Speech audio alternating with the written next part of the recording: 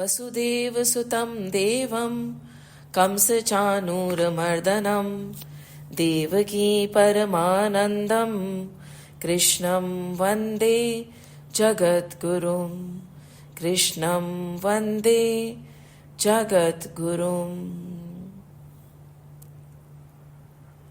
Now before we enter chapter 1, let's answer these 4 questions for ourselves.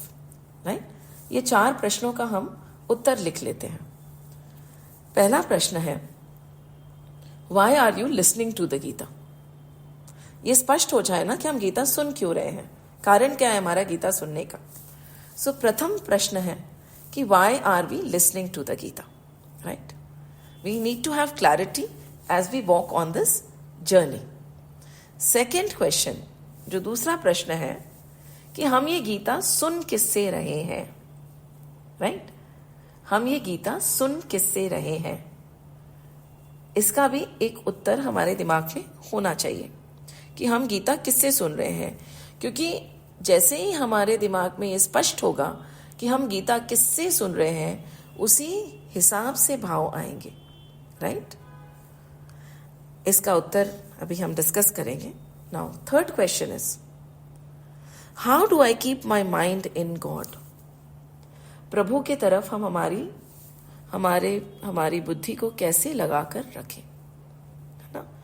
और fourth question, how do I live in this world? कहते हैं ना कि अगर प्रभु में बुद्धि लग जाएगी, प्रभु में मन लग जाएगा, जैसे होता है मीरा हो गई मगन, कहते हैं ना, ऐसी लागी लगन मीरा हो गई मगन, वो तो गली गली हरि गुण गाने लगी, महलों में पली बन के जोगन चली, मीरा रानी दीवानी कहाने लगी. ऐसा हो जाएगा प्रभु, तो फिर हमें संसार में जिएंगे कैसे? How do I live in this world? क्योंकि हमें संसार में भी रहना है. राइट? और ये बहुत सरल सी बात है, ना जग छोड़ो ना हरि भूलो, कर्म कर जिंदगानी में, जियो दुनिया में यों जैसे कमल रहता है पानी में. तो 4 प्रश्न है. Why are you listening to the Gita? That is something for you to answer for yourself. Whom are you listening it from? It is very essential to know. And how do you keep your mind turned towards God? And the fourth question is, how do I live in this world? Right? And Bhagavat में 2 और प्रश्न आते हैं, वो भी हम जोड़ लेते हैं. Because see, all our grunts are actually intertwined. अलग अलग तरह से वो एक उन वेदों का ही ज्ञान दे रहे हैं, जो अभी हमें समझ आएगा गीता में भी. The other 2 questions which can be added here is कि हमें मरना कैसे चाहिए. ठाकुर जी, मैं वैसे मरना चाहता हूं. कैसे? किसकी तरह? मैं उनकी तरह मरना चाहता हूं जो तुरंत आप में लीन हो जाए, मृत्यु के बाद वापस इस जीवन मरण के चक्कर में पड़ना ही ना पड़े. तो how should we die? And the 6th question would be then, to die like that how should I live? हो गए ना हमारे 6 प्रश्न. Right? So I will quickly repeat. Why are you listening to Gita? That is for you to answer. Whom are you listening the Gita from? Right? कौन सुना रहा है आपको गीता?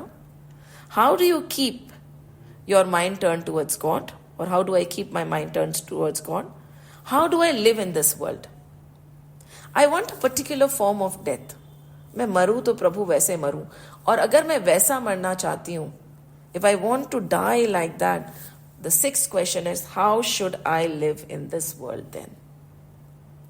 अगर हमें वैसी मृत्यु चाहिए, see, our entire life is a journey towards death. That is the only truth. Right? तो मृत्यु भी तो ऐसी होनी चाहिए ना कि ये भवसागर ही पार कर जाए, हम वापस आना ही ना पड़े. तो उस तरह से मरने के लिए भी एक विशेष रूप से जीना होता है. Right? So these questions we need to answer, but I'll help you with the second one. Right? Who are we listening to the Gita from? हम भगवान से सुन रहे हैं, क्योंकि गीता भगवान का ही गीत है. It is said that it is being narrated directly by Shri Krishna to Arjun. उसमें कोई तर्क नहीं है. तो ये बहुत स्पष्ट होना चाहिए कि हम गीता किससे सुन रहे हैं? हम गीता श्री कृष्ण से सुन रहे हैं, उन्हीं के शब्द हम दोहरा रहे हैं। तो हम गीता किससे सुन रहे हैं? प्रभु श्री कृष्ण से। बाकी तो सब माध्यम है और कुछ नहीं है बीच में। वाणी तो कृष्ण की है, इट इज गॉड्स सॉन्ग, जो कृष्ण ने गाया है रणभूमि के बीच में, वो है गीता। जिसने पात्र ढूंढा अर्जुन में, व्हाट पात्र होता है? The one who can absorb the knowledge which Shri Krishna is about to give. वैसा पात्र भी तो मिलना चाहिए ना प्रभु को। तो जब अर्जुन में उनको वो पात्र मिला, वो गाने लग गए, राइट? वो गाने लग गए, उन्होंने पूरी गीता, पूरा ज्ञान निचोड़ के 18 चैप्टर्स, 18 है ना, 18 चैप्टर्स है, 700 वर्सेस हैं, एंड कहीं कहीं थोड़ा सा एक वर्ष का इधर उधर भेद है, 701 भी हो सकती है। तो उनने गाना शुरू करा। तो गीत किसका है? श्री कृष्ण का। गीता कौन सुना रहा है? भगवान श्री कृष्ण स्वयं गीता सुना रहे हैं। एंड जब हम में ये कन्विक्शन आ जाएगा कि हाँ कृष्ण ही बोल रहे हैं, कृष्ण ही सुना रहे हैं गीता, तो वो मन में बहुत बहुत सहजता से उतर जाएगी ये बात। And then how do I keep my mind turns towards God? ये क्वेश्चन आप ही को इसका उत्तर ढूंढ के लिखना है, विचार करके, सोच के, right? You have to think and write it down. And then how do I live in this world? ये भी एक बार आप विचार करिए। As of now think about it, what form of a death I want? एक बार think about it. And if I want that kind of a death, how should I live in this world? Think about it. So there are 5 questions of which you need to find the answer for yourself. And that one question, which is the eternal truth, I have shared what I have learned from everybody else, कि गीता श्री कृष्ण का गीत है, right? और ये किसको सुना रहे? अर्जुन को। Does अर्जुन, अगर वो पात्र है, he is actually a medium for Sri Krishna to reach all of us, because the questions which are addressed in the Gita are applicable, the answers are applicable even today. In every walk of life, we will get our answers from the Gita, है ना? So, ये गीता कहाँ बोली जा रही है? Now we will start from the first अध्याय। पहले अध्याय की हम समरी करेंगे, क्योंकि डिटेल में हमने वर्सेस पहले करी थी और कुछ कुछ वर्सेस ऑलरेडी रिकॉर्डेड है पॉडकास्ट में, तो आप सुन लीजिएगा। पर उसका जो सार है वो अभी वी विल डिस्कस। तो the Gita starts very simply with these verses. Every chapter starts like this. Om Shri Paramatmane Namah Atha Prathamodhyayah Arjun Vishad Yoga. Right? So, Om Shri Paramatmane Namah. हम भगवान जी को हाथ जोड़ते हैं। अथ प्रथमोध्यायः. What is it? The first chapter of Gita. And इस chapter का नाम क्या है? The name of this chapter is Arjun विषाद योग. विषाद क्या होता है? विषाद हम सबको होता है, कभी ना कभी विषाद हम सबको होता है. अर्जुन विषाद योग. विषाद is when our heart is going through some agony, right? And what is this agony? What is this trauma? What is this feeling that is tormenting Arjun? That is something we'll understand in the first chapter. Right? Now, Arjun का विषाद और हमारा विषाद ज़्यादा अलग नहीं है, वो हमें समझ आ जाएगा बाद में as we walk on. So, it starts over here. And when we walk forward, the first verse we are going to chant, and the first verse is Sanjay Uvacha. Now, Sanjay kaun hai? Sanjay is one of the ministers also and related to him also. Over here, he is sitting, and the first verse does not start from Arjuna Uvacha और कृष्ण उवाचा नहीं. The first verse of our Gita says Dhritarashtra uvacha. Right? Dhritarashtra uvacha मतलब धृतराष्ट्र ने बोला, धर्म क्षेत्रे कुरुक्षेत्रे समवेतायुयुत्सवः मामकाः पांडवाश्चैव किम कुर्वत् Sanjay. What is it? Just right now, Dhritarashtra, he is the blind king, right? We all know Mahabharata thoda bahut to hame pata hai.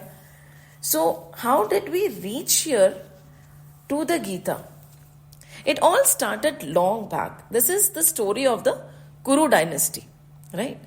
Kuru dynasty mein there was a lineage, and Shantanu se down there came the kings, and below him विचित्र वीर के दो पुत्र थे, Pandu and Dhritarashtra. Right? कुरु, शांतनु, विचित्र वीर, Pandu and Dhritarashtra. ठीक है? So there were 2 children, 2 brothers. But, and the lineage chart we have already shared. It is essential to know it because it is very relevant to the first chapter. So over here, Pandu is the older brother. Dhritarashtra उनसे उम्र में छोटे हैं. Right? So Pandu was crowned the king, but it just so happened that he passed away very early. And when he passed away, all his children, 5 children, the 5 Pandavas, were very young. So who became the ruler at that time? Dhritarashtra. Right? Dhritarashtra. Initially, why wasn't he given the kingdom? Because he was blind. Right? So Pandu was given the kingdom, but it was passed on again to Dhritarashtra. Now, it was an understanding that once the children age, the kingdom would be given back to the oldest son, right, of Pandu. However, this did not happen. Right? हम सब जानते हैं. This did not happen. Duryodhan को लगा कि मेरा राज्य है, मैं किसी को क्यों दूं? I do not want to give it to Yudhishthir, no matter what. And after that, all the ordeals that they went through, उनके साथ में क्या क्या हुआ, कैसे छल हुआ, कैसे उनने, मतलब पहले तो उनने विद्या प्राप्त की, सब करी, और जब बारी आई कि अब उनको हम वापस उनका राज्य दे देंगे, तब दुर्योधन देना ही नहीं चाहता था. He decided, no, I don't want to give my kingdom. So what they did is, they caught them in a game. They took everything away from them, and there was deceit in that game. It was not honestly played. And उसी में द्रौपदी का चीरहरण होता है, सारी उनकी भूमि उनसे ले ली जाती है, सब कुछ उनसे ले लिया जाता है, and they are sent to exile for 13 years. उसमें से जो last year है, that is going to be the अज्ञातवास. Right? The last year would be अज्ञातवास. So they are all sent there, and hence the अज्ञातवास starts, and जब अज्ञातवास खत्म हो जाता है, they come back and they say, now everything is done, you could not catch hold of us, so why don't you give us back the kingdom? What happens? They don't get back the kingdom. Instead, Duryodhan बोलता है कि मैं दूंगा ही नहीं, I am not going to return it to you. And then the condition becomes such कि अब युद्ध होगा. Right? युद्ध होगा, सेनाएं बटने लग जाती हैं, तो इनके पास में 11 जुट हो जाते हैं, इनके पास में 7 हो जाते हैं, ऐसे करके डिविजन होता है. अब बिफोर दैट कृष्ण जी के पास में भी उनकी नारायणी सेना थी, which was very very strong. Right? So both Arjun and Duryodhan rush to Shri Krishna कि हमें भी वो सेना मिल जाए, because they wanted to have more people to fight each other with, right? So they rush. And at that time what happens? Krishna is sleeping. Prabhu सो रहे हैं. तो Duryodhan comes and sits at the head, and Krishna goes and sits at the feet. तो जैसे ही when he opens his eye, what does he see? सामने उनको अर्जुन दिखते हैं. तो जैसे ही अर्जुन को देखते हैं, वो बोलते हैं कैसे आना हुआ. राइट? आपस में तनातनी तो होगी, जब वहां बैठे होंगे तो भी एक दूसरे की तरफ मुंह बना रहे होंगे दोनों, you know, the brothers, the cousins, क्योंकि ये लड़ाई भाइयों के बीच में। तो कृष्ण ने बोला ठीक है, because I have seen you first, मैं तुमसे पूछता हूं तुम्हें क्या चाहिए, व्हाट डू यू वांट, मेरी सेना चाहिए या मैं चाहिए। एंड एक और चीज, ही गिव्स अ डिस्क्लेमर कि मैं लड़ूंगा नहीं। श्री कृष्ण बोलते हैं मैं युद्ध में शस्त्र नहीं उठाऊंगा, I am not going to fight. Arjun बोलते कोई बात नहीं, आप मत लड़िएगा, पर मुझे आप चाहिए। एंड दुर्योधन को लगता है देखो, that is why he lost the entire kingdom, that is why इनको एक्साइल जाना पड़ा, that is why they are not fit to be the rulers. इनमें मति ही नहीं है। जब मौका मिला फिर भी नारायणी सेना जो बिल्कुल कभी हारी नहीं थी, उसको लेने के बजाय इनने कृष्ण ले लिए, और कृष्ण तो शस्त्र भी नहीं उठाएंगे। कितनी मूर्खता की, राइट, ऐसा लगा। तो दुर्योधन तो बड़े खुश हुए, उन्होंने बोला हाँ मुझे तो आपकी सेना ही चाहिए। कृष्ण ने बोला तय हुआ कि मेरी सेना आप ले लो, अर्जुन मैं तुम्हारा सारथी बन जाऊंगा, है ना, क्योंकि मैं शस्त्र तो उठाऊंगा नहीं। तो अर्जुन ने बोला कोई बात नहीं, आप हमारे साथ होंगे तो हमारी जीत निश्चित होगी, और अगर हार भी हुई तो भी दुख नहीं। देखिए जब प्रभु साथ होते हैं ना, तो हार और जीत का क्या दुख, क्या फर्क पड़ता है। संसार है, माया है। इसी के लिए अर्जुन को गीता सुनाई कि वो शुरू से ही पात्र थे, उनको पता था क्या चुनना है। उनने हर सिचुएशन में, हर मोड़ पे प्रभु को ही चुना, है ना। तो done, all is ready, the path is set. पर फिर भी हमारे सनातन धर्म में हम जल्दी से लड़ते नहीं हैं। तो प्रभु ने बोला ये लड़ाई ठीक नहीं है, चलो जाके मैं बात करने की कोशिश करता हूं, राइट। तो कृष्ण पहुंचे हस्तिनापुर, हस्तिनापुर का बड़ा राज्य था। तो वो पहुंचे और वो सीधा गए किसके पास, दुर्योधन की सभा में, राइट।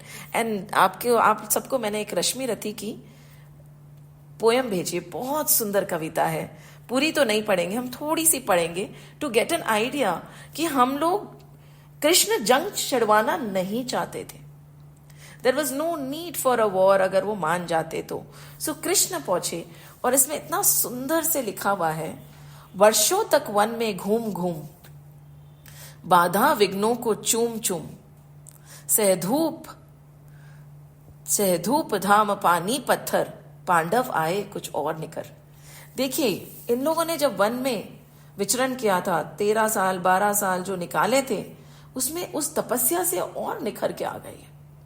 तब से कौन नहीं निकलता है। अब आप देखिए ना, if you keep saying Gita Gita Gita, एक संत बोलते हैं कि गीता गीता गीता गीता गीता बोलते रहे तो GITA से त्यागी त्यागी भी सुनने लगेगा। तो त्याग ही तो सार है इस जीवन का। अगर हम संयम में रह लें, त्याग करना सीख जाए, तप करना सीख जाए, तो फिर बात ही क्या है। तो गीता GITA GEETA आप उसको बोलते जाएंगे तो त्यागी त्यागी त्यागी त्यागी निकलने लग जाएगा।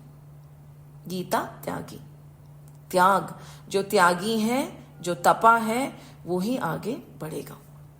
सो पांडव आए कुछ और निखल, सौभाग्य न सब दिन सोता है, देखो आगे क्या होता है, राइट।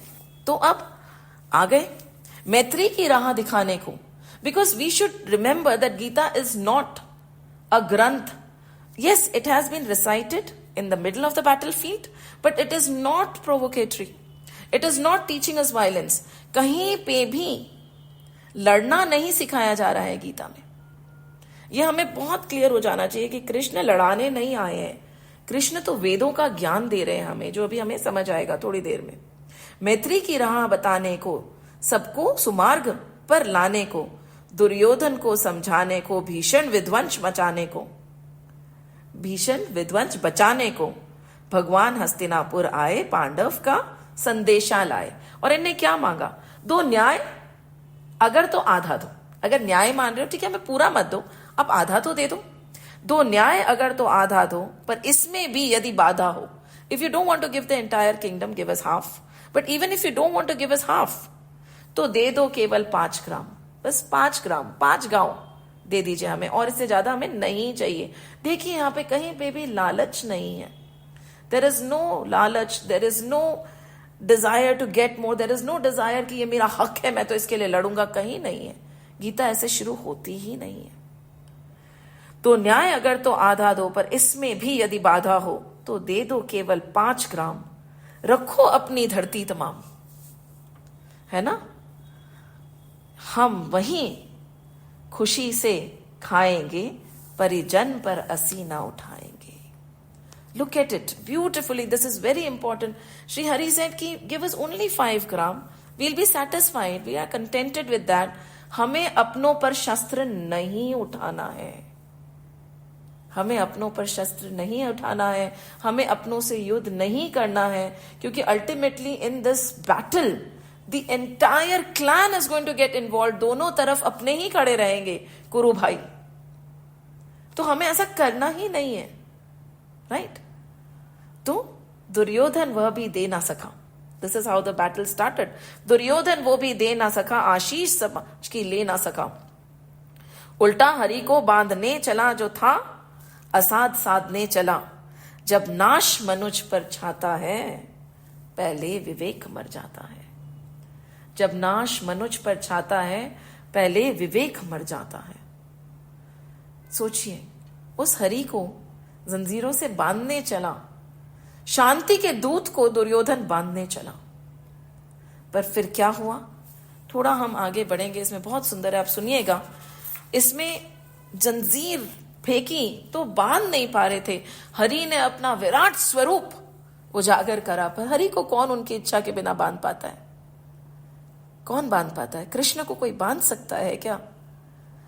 यशोदा मां से भी वो अपनी इच्छा से ही बंधे थे, नहीं तो यशोदा मां की बांधने में भी 2 उंगलियों का भेद रह जाता था। सही है या नहीं है? जब वो माखन गिरा के भागे थे, यशोदा मां पीछे भागी थी, रस्सी लेके बांधने के लिए कोशिश करती जा रही थी, रस्सियां जोड़ती जा रही थी, पर फिर भी 2 उंगली का भेद रह जाता था।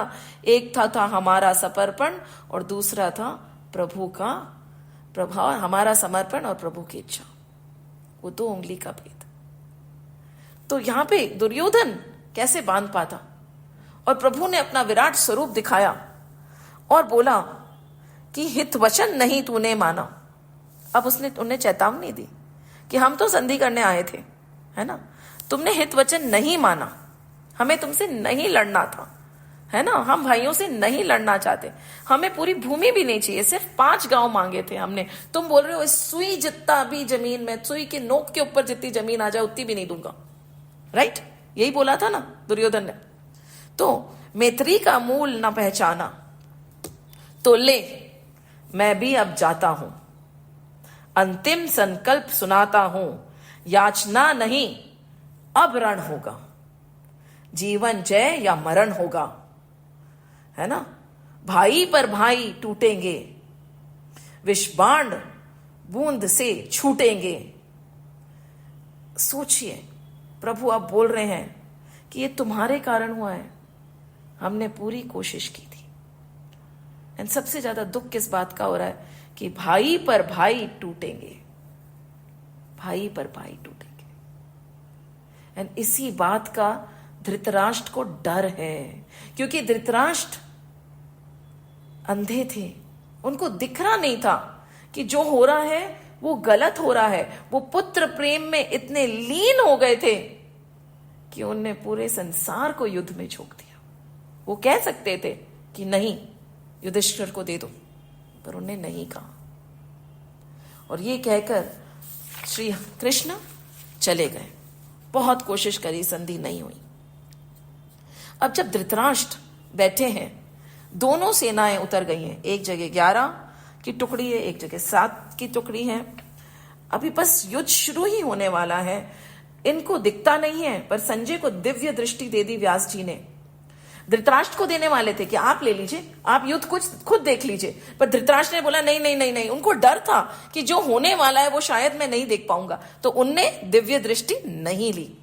सो ये जो लाइव टेलीकास्ट होता है ना, आजकल हम देखते हैं ना टीवी पे live telecast, the breaking news broadcast हो रहा है एकदम, अरे आज की ताजा खबर, तो वो संजय इनको सुना रहा है, उनको दिख रहा है और वो इनको सुना रहे हैं, क्योंकि उनमें हिम्मत नहीं थी दिव्य दृष्टि लेके देखने की।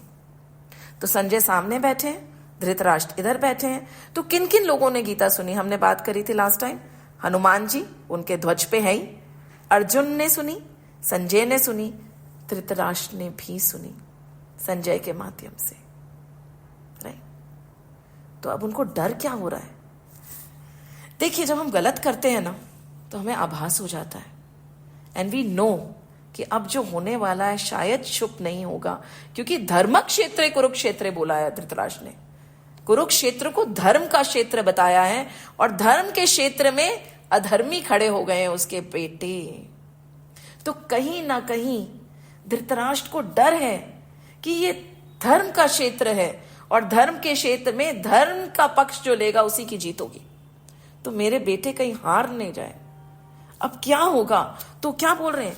धर्म क्षेत्रे कुरुक्षेत्रे समवेता युयुत्सवा मामका पांडवाश्चैव किम कुर्वत संजय।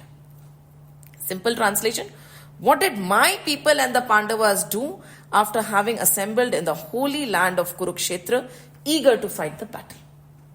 Right? So इससे हम शुरू कर रहे हैं कि अब वो पहुंच गए हैं धर्म क्षेत्र कुरुक्षेत्र। तो ये पूछा संजय से, और देखिए ये शुरू किस में से हुआ है? लड़ाई कहां शुरू हुई? जहां मेरा आया, मेरे बेटे और वो लोग, है ना? मामकाफ पांडवाश्चैव, दोनों में लड़ाई है कि कुछ तो लोग मेरे हैं, कुछ मेरे नहीं हैं। एंड सारी जो हमारी लड़ाई है ना, ये हमें समझना है, क्योंकि गीता का ज्ञान वेदों का निचोड़ है, उपनिषदों का निचोड़ है। क्योंकि जब हम हर चैप्टर के बाद में, when we close the chapter, there is something that we read, and what is here? हम क्या पढ़ते हैं? ओम तत्सत इति श्रीमद् भगवद गीतासु उपनिषत्सु ब्रह्म विद्यायाम योग शास्त्रे श्री कृष्ण अर्जुन संवादे। राइट? अर्जुन विषाद योगो नाम प्रथमोऽध्यायः। राइट? What is it? क्या है ये? गीता क्या है? तत्सत इति श्रीमद् भगवद गीतासु उपनिषत्सु ब्रह्म विद्यायाम योग शास्त्र। इसमें ब्रह्म की विद्या है। कई बार हम लोगों को बड़ा कंफ्यूजन हो जाता है, because we have so many scriptures, right? We have so many scriptures, and हम पूरे वेद पढ़ नहीं पाए हैं। तो कई बार बच्चे अक्सर ये क्वेश्चन करते हैं कि जब वेद हमारा आधार है और हमने वेद ही नहीं पढ़े तो फिर क्या? तो हम कहते हैं कि वेदों का जो निचोड़ है, उपनिषदों का जो निचोड़ है, ब्रह्म ज्ञान जो है, वो सब गीता में है। अगर आपने गीता पढ़ ली तो आप ये मान सकते हैं कि आपने वेद समझ ली और पढ़ लिया। इतनी शक्ति है इस गीता में, राइट? एंड 700 वर्सेस में इतनी शक्ति है। तो क्या बोल रहे हैं? क्या हमारे को सिखाएंगे? ब्रह्म विद्या। स्वयं को जानेंगे हम, ब्रह्म को जानेंगे, ब्रह्म की विद्या हमें समझ आएगी। योग शास्त्र, जुड़ना। Yoga is to connect with that divine. Yoga मतलब जुड़ना होता है ना। योग एक योगा हम करने लग गए हैं, वो सब है। योग मतलब एडिशन, योग जुड़ना। सो हम उनसे जुड़ सकेंगे गीता के माध्यम से। हम उस ब्रह्म को समझ के उस ब्रह्म से जुड़ सकेंगे। उपनिषदों का हमें ज्ञान इसमें मिल जाएगा। और कौन किसको सुना रहा है? भगवान स्वयं अर्जुन जो पात्र है उसको सुना रहे हैं। देखिए, 2 तरह के लोग होते हैं। एक जो पात्र होते हैं, जो पात्र नहीं होते हैं। पात्र होते हैं तो सारी नॉलेज अब्सॉर्ब कर पाते हैं, राइट? और नहीं तो अगर घड़ा ऑलरेडी भरा हुआ है तो उसमें आप कुछ भर सकते हैं? नहीं भर सकते ना। अगर हम ऐसे बैठे कि हमें तो सब पता है तो और कुछ नहीं भर पाएंगे हम, राइट? या तो हम घड़ा उल्टा रख दें तो क्या हम कुछ उसमें भर पाएंगे? नहीं भर पाएंगे, पानी पूरा गिर जाएगा। तो ज्ञान लेने के लिए खाली होना पड़ता है। और अभी हम इस अर्जुन विषाद योग में हम देखेंगे कि अर्जुन खाली कैसे हुए। सो व्हेन वी स्टार्ट, सो ये तो है, हमने देखा कि धृतराष्ट्र में मैं और मेरा, तू और तेरा का भाव है, और इससे गीता शुरू हुई है। एंड संजय बोलना शुरू करते हैं कि दोनों सेनाएं सामने खड़ी हैं। इसमें बहुत ब्यूटीफुल डिस्क्रिप्शन है। शुरू में डिस्क्रिप्शन ही है कि कौन कहां खड़ा है। यहाँ पे भीष्म है, द्रोणाचार्य है, कृपाचार्य है, और बहुत सारे योद्धाओं का नाम लेंगे। एक के बाद एक के बाद एक के बाद एक के बाद एक नाम लेना शुरू होंगे। और जैसे ही ये देखता है, दुर्योधन सामने भी देखता है, बोला अरे सामने भी ये योद्धा है। दुर्योधन बोलने से पहले सबसे पहले किसके पास भागते हैं? फर्स्ट वर्स में, सेकंड थर्ड वर्स में वो जाते हैं द्रोणाचार्य के पास में तुरंत। और द्रोणाचार्य को बताते, देखो हमारी सेना, देखो हमारी सेना जिसको भीष्म लीड कर रहे हैं, वो पूर्ण तरह केपेबल है, वो कुछ भी कर सकती है, और उनकी सेना को भीम लीड कर रहे हैं, वो इतनी सक्षम नहीं है। एक्चुअली हुआ क्या है दुर्योधन के साथ में, वो थोड़ा डर गए अंदर से। अब जब वो डर गए हैं ना, तो वो बोलना शुरू करे, और किसके पास गए? सीधा द्रोणाचार्य के पास। और देखिए हमारे सैनिकों को देखिए, ये खड़े हैं, वो खड़े हैं, देखो भीष्म पितामह खड़े हुए हैं, कर्ण है हमारे साथ में, एक एक एक एक करके इस चैप्टर में आप नाम सुनते जाएंगे। सेना बहुत लंबी चौड़ी थी, कुछ कुछ का नाम लिखा है, जिनके पास में गीता है आप देखते जाइएगा, तो नाम बोलते जा रहे हैं। और फिर भीष्म पितामह को थोड़ा समझ आ गया, राइट? भीष्म पितामह अंडरस्टूड कि दुर्योधन थोड़ा घबरा रहे हैं, तो अब हम इनका मनोबल बढ़ाएं, राइट?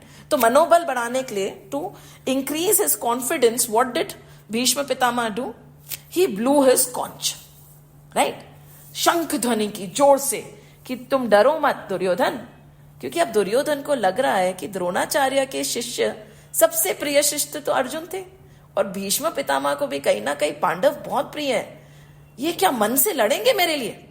ये उनको डाउट आ रहा है माइंड में, राइट? तो इसके लिए वो एकदम से बोलने लगा है। कहते हैं ना, जब बहुत ज्यादा एजिटेशन होता है तो बहुत ज्यादा मुंह से शब्द निकलने लग जाते हैं। तो भीष्म ने अपने शंख ध्वनि करके क्या बताया कि आप डरिए मत, मैं पूरी अपनी ताकत से लड़ूंगा, मैं कोई कमी नहीं छोड़ूंगा।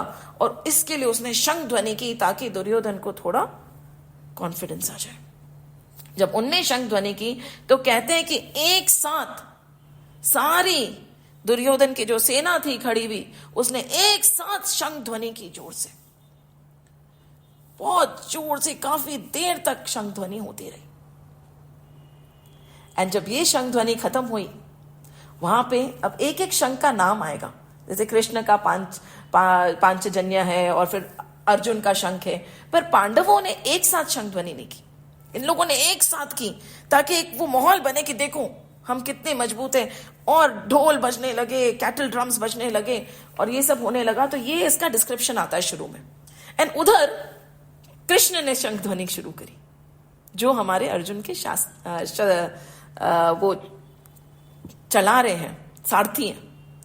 उसके बाद अर्जुन ने की, अर्जुन के शंख का नाम आएगा। उसके बाद बाकी पांडवों ने और बाकी जो भी राजा 60 टुकड़ियों में जो बटे हुए थे, उन लोगों ने एक के बाद एक के बाद एक के बाद एक के बाद एक शंख ध्वनि शुरू कर दी जोर से।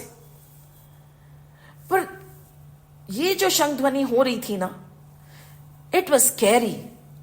इस शंख ध्वनि से कहते हैं कि जो दुर्योधन की सेना थी उसका दिल बैठने लगा, जबकि ये साथ में नहीं कर रहे थे। The description is very clear in our Gita chapter 1 that the Duryodhan Sena made the Dhwani together, and the Pandava Sena made the Dhwani one after another. The Kauravas did it together and the Pandavas did it one after another. However, the power was such that every heart almost sank in their army. इतनी शक्ति थी इनकी ध्वनि में, because इनकी ध्वनि में सत्य था। And while all this was happening, Arjun अचानक से बोलते हैं कि ऐसा करो, why don't you take me in the middle of the two armies? ए कृष्ण सुनो ना, मुझे इन दोनों सेनाओं के बीच में ले जाओ। कृष्ण अर्जुन को देखते हैं, एंड अभी अर्जुन में पूरा साहस भरा हुआ है। हाँ, अर्जुन इज वेरी स्ट्रॉन्ग, उछल रहे हैं कि यस अब युद्ध करेंगे, ये अधर्मी है, अधर्मियों को मारेंगे, एक को नहीं छोड़ेंगे। पर अचानक से उनके मन में आया कि अरे कृष्ण, सेना को आप बीच में ले जाइए, मैं देखूं तो सही इनकी आर्मी में इनके कौन कौन खड़े हैं जो हमसे लड़ना चाहते हैं, मैं जाके देखूं। अभी जो बात करने का तरीका है अर्जुन का वो थोड़ा अलग है, राइट? कि मैं जाके देखना चाहता हूं। और जब अर्जुन वहां पहुंचे, कृष्ण ने भी बहुत प्यार से देखिए, भगवान जब हमारे साथ होते हैं ना, वो बहुत प्यार से in a very beautiful manner धीरे धीरे हमारी आंखें खोलते हैं। तो he parked the chariot in the middle, but not totally in the middle, it was facing whom? Bhishma. Dronacharya, Kripacharya,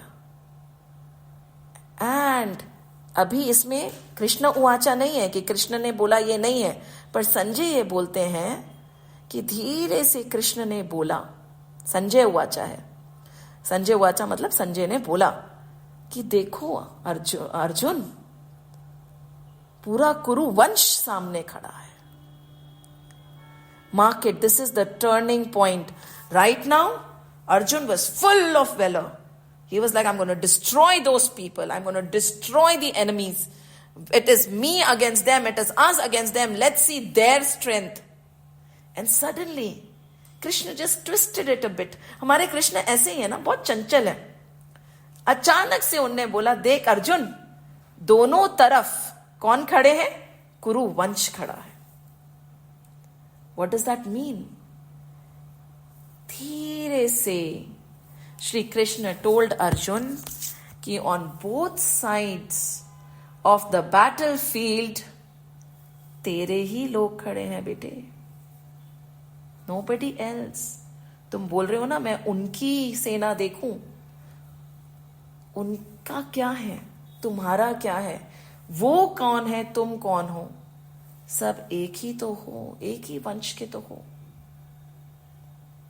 And the minute this was said, Arjun के हाथ से, कहते हैं ना, from his hand the Gandiv fell down.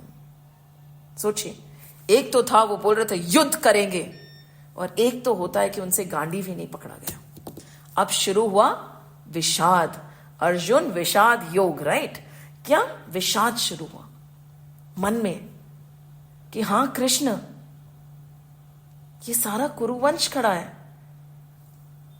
अगर हम यहां मरते हैं तो भी मेरे ही लोग मर रहे हैं, और अगर हम वहां मारते हैं तो भी तो मेरे ही मर रहे हैं.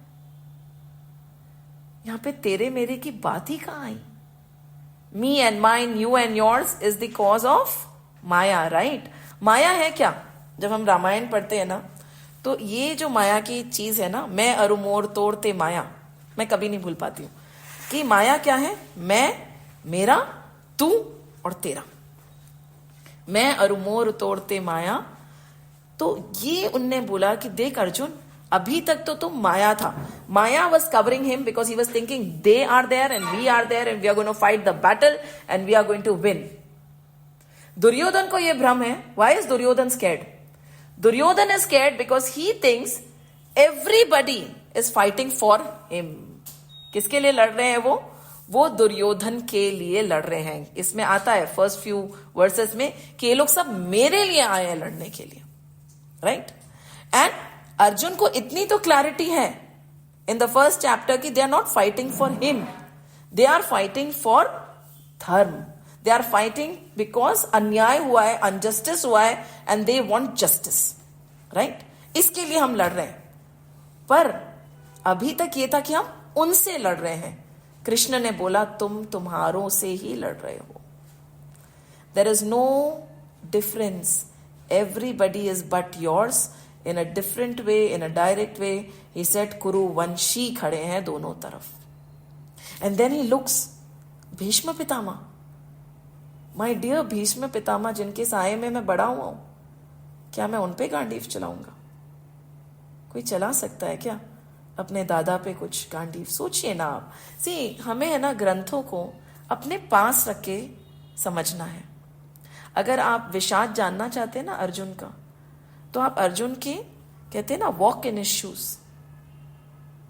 उसके दादा सामने खड़े हैं, द्रोणाचार्य सामने खड़े हैं.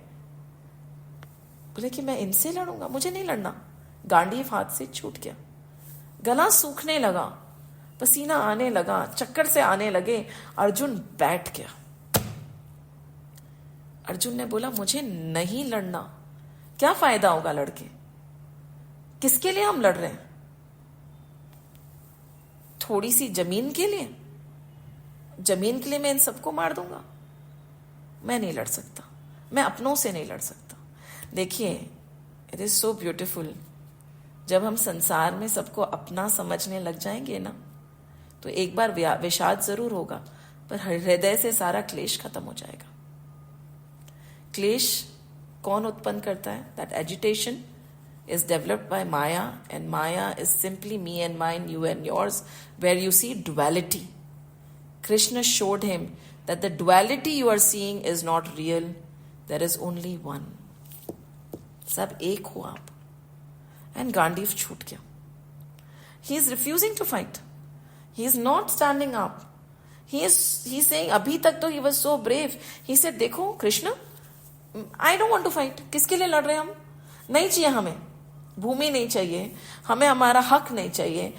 कोई फर्क नहीं पड़ेगा जब यही लोग नहीं रहेंगे, जब अपने ही नहीं रहेंगे तो फायदा क्या होगा इन सब चीजों का? किसके साथ हम मिलके बांटेंगे? खुशी ही नहीं रहेगी. तो अर्जुन रिफ्यूज्ड. अर्जुन तो बैठ गए. यहां पे हम देखते हैं, मैं आपको वर्स में ले जाती हूं, जब अर्जुन जी का विषाद शुरू होता है. Just give me 1 minute. तो पार्थ ने किसको देखा? आप टर्न करिए 26 और 27 में. वो जब बीच में जाते हैं, कृष्ण उनको दिखाते हैं. कृष्ण धीरे से बोलते हैं कि कुरुवंशी खड़ा है दोनों तरफ. अभी तक तो तुम जो बोल रहे हो मेरा है तेरा है, मेरा तेरा कुछ नहीं है बेटे, सब एक है पार्थ, सब एक है. तो तब वो किनको देखता है? Beautiful it is written. अपने फादर इन लॉज, फ्रेंड्स, जिनके साथ में बड़े हुए हैं, दोनों तरफ वही खड़े हैं. सोचिए ना, कृष्ण इधर खड़े हैं, उनकी सेना उधर खड़ी है. ऐसा युद्ध हो रहा था, है ना. देन बच्चे दिखते हैं दोनों तरफ, अपने ही बच्चे, चाहे वो दुर्योधन के बच्चे हों या अर्जुन के बच्चे हो, बच्चे तो बच्चे ही है ना. अपने ही बच्चे दिखते हैं दोनों तरफ इनको. और फिर उनमें आंखों में आंसू आ जाते हैं और वो बैठ जाते हैं कि दोनों तरफ अपने ही हैं. एंड देन फिर क्या होता है, उनके हाथ चलना बंद हो जाते हैं. गांडीव गिर जाता है नीचे और वो बोलते हैं कि बस मेरा दिमाग घूमने लग गया है, मैं ये नहीं कर सकता. Now Arjun is the greatest योद्धा, राइट. वो तो रण जीतने के लिए आए थे. और फिर क्या बोलते हैं कि मुझे है ना अब सही नहीं लग रहा है, मुझे जो भी ये सब दिख रहा है ना, ओमन्स भी, the omens are also not right. मुझे आई डोंट वॉन्ट विक्ट्री. अभी तक I wanted to win, I don't want to win any more. हम किसको बोल रहे हैं? कृष्ण को बोल रहे हैं, ठीक है. अब कृष्ण सुन रहे हैं. चैप्टर 1 में कृष्ण ने कहीं नहीं बोला, और कहीं जगह हमने ये देखा है कि जो नरेशन होता है, जब हम शंकर भाष्य भी जब पढ़ते हैं तो चैप्टर 2 10वें श्लोक से नरेशन शुरू होता है, राइट. पर कई लोगों को, और मुझे भी ऐसा लगता है कि चैप्टर 1 बहुत जरूरी है, इसको समझे बिना हम आगे नहीं बढ़ सकते. देन व्हाट ही सेज कि मुझे जीतना नहीं है, मुझे कोई इच्छा नहीं है. I don't want any pleasures, I don't want the kingdom, I don't want victory, I don't want name, I don't want fame, I don't want anything. I don't Dzire the kingdom, enjoyment, pleasure, nothing. I don't want this battle. Shri Krishna अभी तक वो बोल रहे थे और अभी एकदम negate कर रहे हैं, एंड कृष्ण चुप है. कृष्ण सिर्फ सुन रहे हैं. अभी तक कृष्ण ने कुछ नहीं बोला है, राइट. बोल रहे हैं मेरे गुरु खड़े हैं सामने, हमारे पितामह खड़े हैं सामने, दोनों तरफ हमारे बच्चे खड़े हैं, कोई माँ के साइड से, कोई पिताजी के साइड से, the father in laws are standing, the grandsons are standing. इतने लोग खड़े हैं, इनको हम मारेंगे किसके लिए? जमीन के लिए. ये सही नहीं है. And then I do not wish to kill anybody. And then he goes on. ये धृतराष्ट्र के बच्चों को भी मार के मुझे क्या मिलेगा, राइट. क्यों मारूं, मुझे क्या होगा? Now he is explaining to Shri Krishna कि yes, and when we kill somebody else, when we destroy somebody else, what do we incur? Sin. पाप लगेगा मुझे, राइट. पाप ही होगा ना, किसी को मारना तो पाप होता है. अब अर्जुन बहुत ढंग से समझा रहे हैं श्री कृष्ण को, स्टेप बाय स्टेप बता रहे हैं कि क्यों मैं लड़ना नहीं चाहता, राइट. स्टेप बाय स्टेप बता रहे हैं. एंड जब मेरे को पाप लगेगा तो उसका फायदा क्या होगा? हम सब पापी बन जाएंगे, right. Therefore we shall not kill the sons of Dhritarashtra, we shall not kill the sons of Duryodhan. There is no point. अभी यही चल रहा है इन वर्सेस में. हम ये पढ़ते पढ़ते 39th वर्स में पहुंच गए हैं. Why should not we who clearly see evil. अब देखिए, अभी कितनी प्यारी सी बात बोल रहे हैं कि हमें समझ आ रहा है ना कि दिस बैटल इज इवल, ये गलत है, हमें एक दूसरे को नहीं मारना चाहिए. उनको नहीं समझ आ रहा है, वो लोग सामने खड़े हैं, पर हमें तो समझ आ रहा है ना. When we can see what is right, what is wrong, then why should we not stop? उनको नहीं समझ आ रहा है, वो लड़ना चाहते हैं। मुझे जब समझ आ रहा है, हमें जब समझ आ रहा है, तो हम क्यों लड़ें, राइट? हम गलत काम क्यों करें? सो ही इज नाउ, अभी तक जो वो कह रहे थे कि हम धर्म युद्ध करने जाएंगे, हमारे साथ में अनजस्टिस हुआ इसके लिए लड़ेंगे, सडनली ही सेइंग नहीं, ये गलत है, हम नहीं करेंगे। एंड देन ही सेइंग देखो इसमें क्या होगा, and he goes step by step. He said कि इसमें पूरी अर्थव्यवस्था, what ever the system will get destroyed, because so many people will die, the family structure is going to get destroyed, है ना? फैमिली स्ट्रक्चर सारे खराब हो जाएंगे, फैमिली सारी टूट जाएंगी। फैमिली टूटेगी तो जो रिचुअल्स हैं, जो ट्रेडिशंस हैं, वो खत्म हो जाएंगे, है ना? पितरों को पानी कौन पिलाएगा? एक एक करके जब धर्म खत्म होगा, ट्रेडिशंस खत्म होंगे, संस्कृति खत्म हो जाएगी, तो बचेगा क्या, राइट? कि एक के बाद एक इतना विनाश होगा कि हमारी संस्कृति नष्ट हो जाएगी। श्री कृष्ण, इस युद्ध से कुछ बचेगा ही नहीं। तो इस युद्ध को हम क्यों कर रहे हैं? जमीन के टुकड़े के लिए? मुझे नहीं करना। सोचिए, अभी तक जो युद्ध करना चाहते थे, अब वो बोलते हैं मुझे युद्ध नहीं करना। एंड देन ही सेज, बोलते बोलते, एंड संजय सुन रहे हैं, संजय ये नरेट कर रहे हैं धृतराष्ट्र को, and Dhritarashtra is somewhere very happy. Dhritarashtra को बहुत खुशी हो रही है कि चलो अच्छा है, फिर तो ये लोग ऐसे ही छोड़ के चले जाएंगे, युद्ध नहीं करेंगे। पर धृतराष्ट्र के मन में कहीं ना कहीं है कि कहीं ये कृष्ण कुछ ना बोले, ये कृष्ण बहुत खराब है, ये बीच में बोलेगा, वापस अर्जुन को उकसाएगा। I hope Krishna does not say anything, क्योंकि ये सब बोल बाल के, what has Arjun done is he has put down his Gandhi, he has put down his entire motivation is gone. He is sitting down on the chariot with his head low, already decided कि I am not going to fight this war. With multiple examples, with multiple reasons, he has tried to convince Krishna that he is right. Arjun, I am not evil. This is an evil war. We are not going to do it. Just imagine. And Krishna is listening. Krishna को जब बोलना होता है ना, वो तभी बोलते हैं। So he is listening to this entire battle that is going on within Arjun also. So the battle is not only in Kurukshetra, the battle is happening within Arjun. And the same battle, doesn't it happen within us also? क्या हमारे बीच में ये द्वंद्व नहीं चलता रहता कि क्या सही है, क्या गलत है, what is good, what is evil, what should be done, what should not be done? That is why don't we all have a lot of Vishad also? Who is free from agony? Is there anybody who can say that yes, I am agony free? 100% there is no agony in me.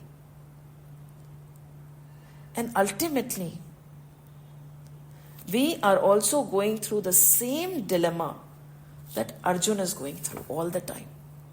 Isn't it? Arjun is also going through a dilemma. In our life, we are also surrounded by dilemmas. The only difference between Arjun and us is his rambling and ranting and his justification. His entire talk is directed towards whom? The Lord. He has given the reins of his chariot to whom? Shri Krishna. He was very, very clear. I do not want any power. Even if you don't fight, even if you're not coming with your army, I want you. And I have given you the reins of my chariot. What does that mean? Arjun ne, all his senses have been surrendered to the Lord. So much faith. And he is talking to the Lord only. He is explaining to the Lord only. He is not talking to anybody here and there. And he is waiting for the Lord to say and reply कि ये मैं सही सोच रहा हूं ना, देखिए मैं ये सोच रहा हूं कि हमें ये सब नहीं करना चाहिए. But what happens to us when we are in a dilemma, when thoughts are going on in our mind? Where do we turn? Where do we move? Whom do we discuss it with? And who, ये जो हमारा शरीर रूपी chariot है, उसकी बागडोर, the reins, who is holding the reins is a very big question. विषाद अर्जुन को भी है, विषाद हमें भी है. He is talking Kurukshetra wala battle. We have battles going on within us and without us also. Over here, he is taking suggestions and expecting the Lord to reply. And what are we doing? Are we turning towards the Lord? Are we checking with him कि जो मैं सोच रहा हूँ वो सही है या नहीं है? Or we say कि नहीं, this has come to my mind, so it is right, and we'll proceed. He is not leaving the decision to himself. Because sometimes our conscious, which is already dead, and the voice from within is very biased. कहते हैं ना, पहले तो कहते थे कि listen to your conscious. Now we say don't even trust your conscious. ग्रंथ प्रमाण है. अगर आपको डाउट हो, turn. So Gita में, when Arjun is going through this dilemma, in spite of all the torment that he has gone through, he does not want to fight this war, because this one realization has come to him. He, on both sides of the army, we are all one. I am not fighting against anybody else. I am fighting against mine only. And he puts down his Gandhi. Now there might be a thought which will say, see, so Krishna did not show him the right direction of peace. He made him fight the war. But ऐसा नहीं है. Gita is not a granth of war. When Sri Krishna, Arjun was asking Sri Krishna these questions, when we enter gradually into chapter 2, we'll realize that he gave him the knowledge. And when did Sri Krishna give him the knowledge? Abhi Sri Krishna didn't talk. Why? Because Abhi Arjun was not coachable yet. अभी अगर श्री कृष्ण बोलते तो अर्जुन शायद सुनते भी नहीं, समझते भी नहीं. अभी पात्रता नहीं आई है. अभी पात्रता नहीं आई है. तो the Lord is quite. He opens his mouth only when he feels that the person who is in front will be able to absorb what is being said. But he knows that he is rattled. He knows that he is rattled. So कहीं ना कहीं पात्रता आ रही है. Now he is coachable. He is asking. And that is why it is said that knowledge should never be given till it is asked for. Sri Hari did not talk at all. Because later on, Arjun is abhi to rattling. Then he'll say, Sri Krishna, what should I do? That is when Sri Krishna will reply. So, he is waiting for Arjun to become coachable. He is waiting for Arjun to ask. And when he asks, what is Gita? Gita is but Vedant. Gita is but Gyan Yoga. Gita is but Karma Yoga. The entire knowledge will be imparted to Arjun. Now the task in hand would be today. जैसे अर्जुन को विषाद हुआ, why don't we sit and write down our vishads? We started with 6 questions, which we have to answer. One question we answered, that was Gita कौन सुना रहा है? Gita Shri Krishna स्वयं भगवान सुना रहे हैं. There is no doubt about it, right? The other 5 questions we have to answer ourselves. And why don't we sit before we move on to chapter 2 and write हमारे क्या विषाद है, हमारे मन में क्या क्लेश है, what is my agony, what torments me, what is it that is bothering me. Probably in our Gita notebook we can write these points down and turn back to them again and again as we move forward with our Gita. For today, we'll stop here and we'll quickly touch upon chapter 1 and move on to the summary of chapter 2.